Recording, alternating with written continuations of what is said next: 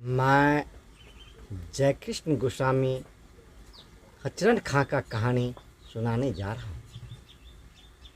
एक मुसलमान था जो मौलवी साहब कोई काम धाम घर पे करता ही नहीं था। उस मौलवी साहब से उसकी घरवाली हसीना बहुत परेशान हो गई। हसीना एक दिन मौलवी साहब को बोला, ए मौलवी साहब, कहीं कमाने के लिए तो चले जाइए। मौलवी साहब ने बोला, देखो हसीना, मुझे ज़्यादा परेशान नहीं करो। मेरा नाम हचरण खां है, मेरा नाम हचरण खां है। मैं सारे दुनिया को मैं कचरन कर सकता हूँ। बोला, हाँ, मैं तो जानता हूँ कि तेरा नाम तो बहुत ऊंचा है, लेकिन तेरा काम बहुत छोटा है। बोला, देखो, मैं सारे अपमान को सह सकता हूँ, लेकिन मैं अपना अपमान को नहीं सह सकता हूँ। ठीक है, मैं आज से मैं कमाऊँगा, मुझे थोड़ा सा नाश्ता बना दो। बोला, क्या नाश्ता बना दो? बोला, चिकने की गुंडी बना दो और गेहूं की रोटी बना दो, मैं कमाने के लिए जाऊंगा। बोला, ठीक है, और थोड़ा सा भांग पीस के दे दो। उसकी घरवाली हसीना ने उसे भांग पीस करके दिया और चिकना का गुंडी और गेहूं की रोटी बना करके दिया। अब कचरन खां ने वो चिकने की गुंडी और गेहूं की रोटी तौलिया में बांध लिया और अपने कंधे पे ले लिया, और भांग एक पन्नी में ले लिया और अपने पैकेट में रख लिया और चल दिया। जाते जाते कुछ दूर जब चला गया, तो जाने के बाद कचरन खां ने सोचा, कहाँ मुझे कुआं मिलेगा, कहाँ मुझे पानी मिलेगा, इसका तो कोई ठिकाना नहीं है। लेकिन यहाँ तो कुआं है, यहाँ मैं रोटी खा लेता हूँ, भांग खा लेता हूँ, फिर तो केवल जाने का ही सफ़र रहेगा। ये मन ही मन सोच करके बिचारे वहाँ बैठ करके और पहले तो भांग खा लिया। भांग खाने के बाद खूब भरपेट पानी पी लिया। फिर वो चिकने की गुंडी में पानी नमक मिला करके सारा रोटी खा लिया। अब कचरन खां को पूरा नशा चढ़ गया। पूरा नशा चढ़ने के बाद कचरन खां को जाने का है पूब, तो ये चल दिया दक्षिण दिशा में। दक्षिण दिशा में जाते फिर बेचारे लौट के अपना ही घर आ गया। अपना घर आने के बाद उसकी घरवाली दरवाजे पे खड़ा था। तो कचरन खां बोलता है, अरे ये तो लगता है जो हमारा ही बीवी है। तो कचरन खां की घरवाली बोलता, हाँ, ये तेरा ही बीवी हसीना है। बोला, हाँ, आवाज़ से भी तो लगता है ये मेरा बीवी ही हसीना है। बोला, हाँ, तेरा कमाया हुआ तो हो गया। अरे इंशाअल्लाह, ये तो लगता है ये मेरा ही घर है। बोला, हाँ, वो भांग जो पीस के आपको दिए ना, वो भांग खा लिए तो आपको ज़्यादा नशा चढ़ गया, तो आप कमाने के लिए क्या जाइएगा, आपका तो पेट भर गया, तो आप लौट गए। बोला, नहीं हसीना, हमसे भूल हो गया, मुझे भांग खाना था कहीं दूर तरीके में, तो मैं रास्ते में ही भांग खा लिया, मैं वहाँ नहीं जा पाया और मैं वहाँ से लौट गया। ठीक है, कल मुझे थोड़ा सा ज़्यादा चिकना का गुंडी और भांग बना देना और गेहूं का रोटी, मैं लौट के नहीं आने वाला। बोला, ठीक है। उस दिन हसीना घर में चिकने का गुंडी उखली में कूट रहा था। कूटते समय उस घर में ऊपर से अफसर का बच्चा उसमें गिर गया। अब हसीना उस समाट की चोट से उस अफसर का बच्चा को उसी चिकने की गुंडी में कूट दिया, उसका नामो निशान मिटा दिया। मिटाने के बाद उसे रोटी पे दे करके गमछे तौलिया में बांध दिया और उसे भांग पीस दिया। फिर कचरन खां सुबह होते ही कमाने के लिए चल दिया। जब कचरन खां वहाँ से कमाने के लिए चल दिया, तो जाते जाते जाते जाते जब कुछ दूर गया तो फिर उसे एक कुआं मिला। कचरन खां के दिमाग में ये बात आ गया, जो आज अगर हम भांग खा लेते हैं और यहाँ से मैं लौट जाते हैं तो मेरी घरवाली कहेगा जो इसका आदत ही खराब है, जो ये काम करने से ये कतराता है, इसीलिए वहाँ से ये लौट जाता है। ठीक है, मैं आज भांग नहीं खाऊंगा। ये जाते जाते दूसरे राज्य चला गया। दूसरे राज्य जाने के बाद उस राज्य में एक पगला हाथी था। पगला हाथी था तो गांव में ढोला दे आया हुआ था, जो इस हाथी को मार देगा उसको आधा राज लिख देंगे और अपनी छोटी वाली बेटी से विवाह कर देंगे। राजा बहुत सारे ढेर सिपाही हाथी को मारने के लिए छोड़ रखा था। कचरन खां उसी रास्ते से जा रहा था। कुछ लोग बोला, अरे भैया उधर कहाँ जा रहा है? बोला, क्यों? मैं प्रदेश कमाने के लिए जा रहा हूँ। बोला, अरे भैया उधर एक पगला हाथी है, इसे मारने के लिए राजा इनाम रखा है, क्योंकि आधा राज लिख दूंगा और अपनी छोटी बेटी से विवाह कर दूंगा। कचरन खां ने गरज के बोला, मैं भी कचरन खां हूँ, मैं देखता हूँ कैसा हाथी है। अगला पगला हाथी को मैं दोनों दांत उखाड़ लूँगा और हाथी को नंगरी पकड़ करके घुमा के फेंक दूंगा। अब ये तो नशे की जोश में कचरन खां गरज के बोल रहा था।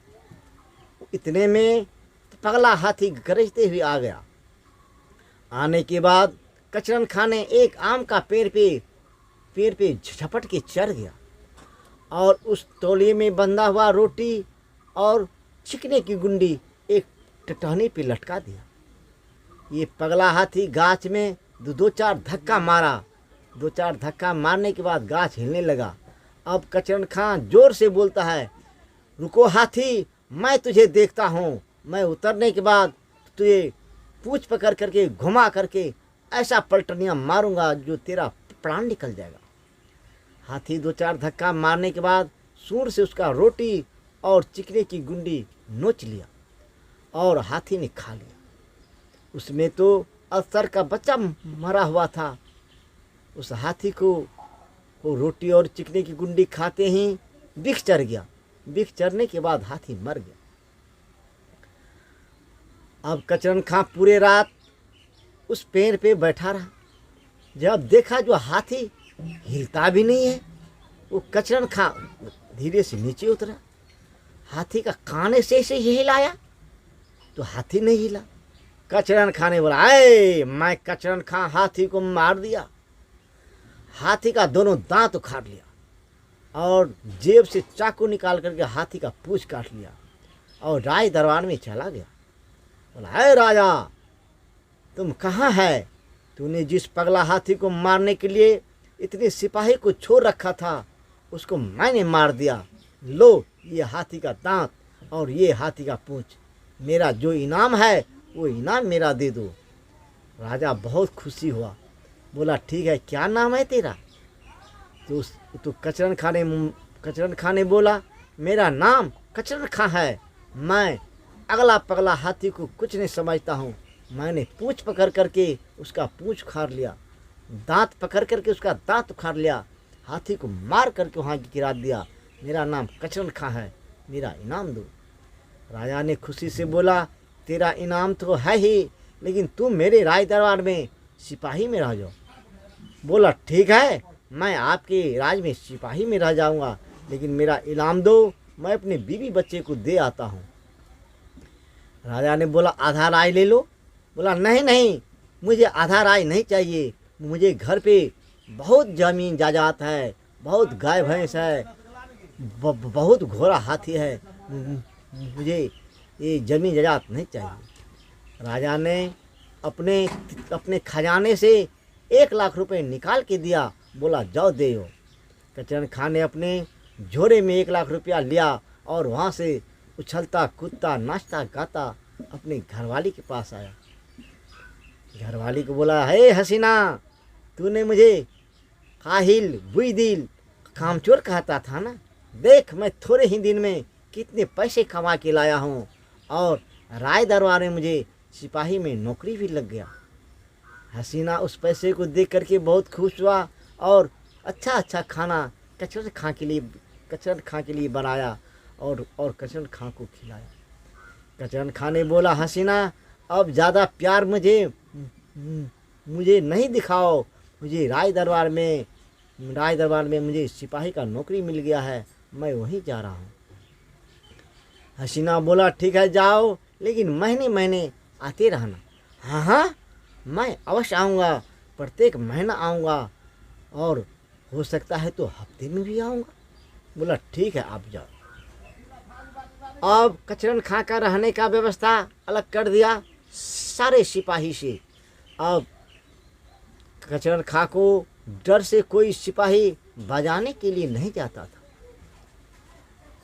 एक दिन की बात है, उस राज पे दूसरा राजा चढ़ाई कर दिया।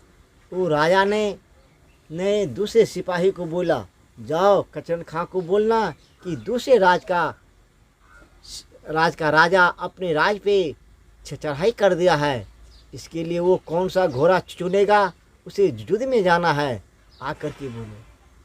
कचरन खां मन ही मन सोचने लगा, हाथी तो अपने आप मर गया, मैं उसका दांत उखाड़ लिया और पूंछ काट लिया तो मैं क्या पहलवान हो गया?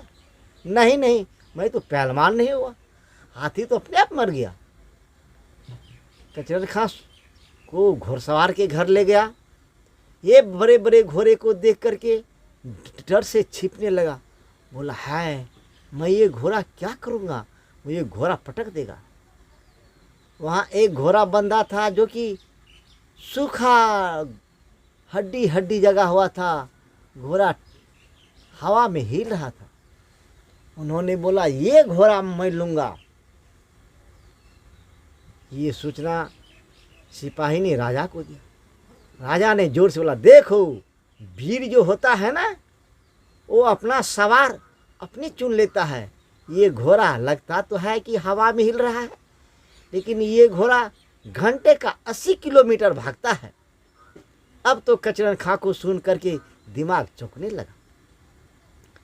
कचरन खां बोला, ठीक है मैं जाऊंगा युद्ध करने के लिए, लेकिन मेरा एक वादा है। बोला, क्या? मुझे दोनों हाथ में तलवार दो और मेरा दोनों पैर को घोड़े से बांध दो। बोला, ठीक है। अब कचरन खां ने घोड़े पे सवार हुआ, दोनों हाथ में तलवार लिया और चल दिया। घोड़ा को जैसे एरा लगाया कि 80 किलोमीटर की स्पीड में रफ्तार में घोड़ा दौड़ने लगा। अब 2 तार का पेड़ था। कचरन खां का हाथ दोनों सीधा था और हाथ में तलवार था। अब उसके हाथों का ठोकर से दोनों तार का पेड़ गिर गया। तार का पेड़ गिरते हुए उस राजा का सेना जो देखा, जो कचरन खां आ रहा है, तो सारा सिपाही भाग गया। बोला, अरे जो सिपाही ऐसा मजबूत है कि 2 तार का पेड़ एक ही बार गिरा देता है, वो तो कितने सैनिक को मार देगा। सारे सैनिक भाग गया। अब कचरन खां उस फील्ड पे जाने के बाद बोला, कहाँ है राजा का सिपाही, मैं सारे का मैंने हत्या कर डालूंगा। बस वहाँ की राजा वहाँ हाथ जोड़ के आया, एक कचरन खां, मैंने तेरा नाम सुन करके ही इस राज पे चढ़ाई किया था, अब मुझे छोड़ दो। कचरन खां ने बोला, नहीं मेरा राजा का आदेश है, मैं तुझे बंदी बना करके अपने राजा के सामने हाजिर करूँगा। कचरन खां ने राजा को बांध दिया और घोड़े की चाबुक से 10 चाबुक राजा को दिया और बोला, रुको मुझे पहले गाया पीने दो, और गाया पीने के बाद मैं तुझे राजा के पास ले जाऊंगा। अब कचरन खां ने गाया लौटाया और उसे मिट्टी के तिल्ली तो नहीं मिलता था, तो बोला, अगर तिल्ली नहीं मिला तो मैं पृथ्वी को उल्टा दूंगा। राजा बोला, नहीं कचरन खां, मैं तुमसे हाथ जोड़ता हूँ, मैं स्वयं तेरे पास जाऊंगा, लेकिन पृथ्वी को मत उल्टाओ। कचरन खां ने फिर घोड़े पे सवार हुआ और राजा का हाथ बंधा हुआ रस्सी अपने हाथ में लिया और राजा को मारते चाबुक उन्होंने राजा के पास ले गया। बोला राजा साहब यही वो राजा है जो अपने राज पे चढ़ाई किया था, इसे बांध करके अपने जल खाने में डाल दीजिए, जो फिर ये दोबारा अपने राज पे चढ़ाई नहीं करेगा। अब कचरन खां राजा के यहाँ सिपाही में ऐसे ज़िंदगी बिताने लगा। कचरन खां का नाम दूर दूर तक फैल गया। कचरन खां का कहानी समाप्त।